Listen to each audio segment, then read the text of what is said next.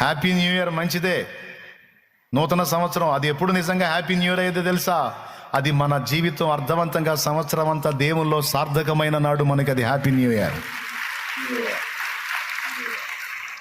అప్పులు తీరితే happy new year, పిల్ల పుడితే హ్యాపీ న్యూ ఇయర్, పిల్లగాడు పుడితే హ్యాపీ న్యూ ఇయర్, పెళ్ళైది ఈ సంవత్సరంలో హ్యాపీ న్యూ ఇయర్.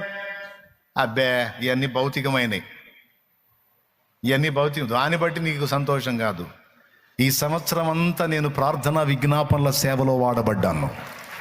ఈ సంవత్సరంలో అనేక రీతుల నేను నా దేవుని సేవ చేశాను. ఈ సంవత్సరంలో కనీసం కొంతమందికి నేను సువార్త ప్రకటించాను.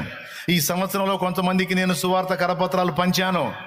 ఈ సంవత్సరం నిజంగా నాకు అర్థవంతంగా ఖర్చు అయింది. ఎందుకంటే నేను నా తండ్రిని ఆరాధించాను, సన్నిధిలో ఆరాధించాను, బయట కూడా నా దేవుని మయంపరిచాను.